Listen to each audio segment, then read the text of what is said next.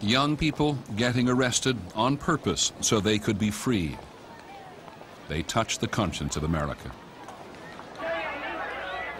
As we began to see what was coming out of the South, we knew that there was something wrong in this country. It looked like we were going to war. For the second time in the century, Americans faced the threat of war over Berlin. But now, both sides had nuclear weapons and the means to deliver them. No president ever spoke more frankly to the nation about the real possibility of nuclear war.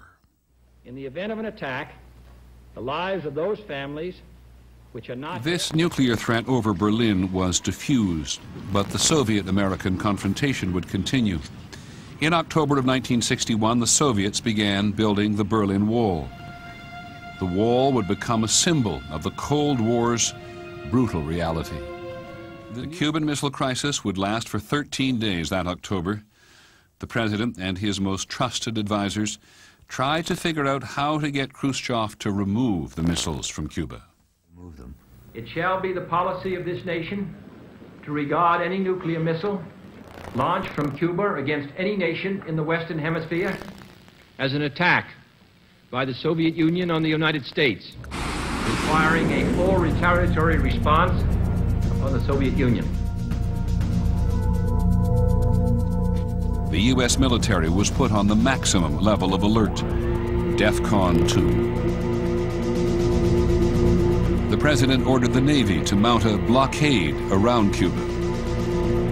All ships of any kind bound for Cuba, from whatever nation or port, will, if found to contain cargoes of offensive weapons, be turned back.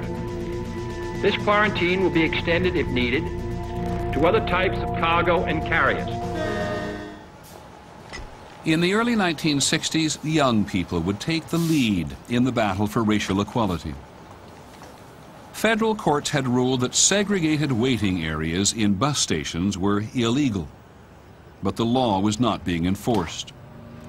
To pressure the Kennedy administration to intervene, activists rode public buses into the Deep South to integrate the facilities.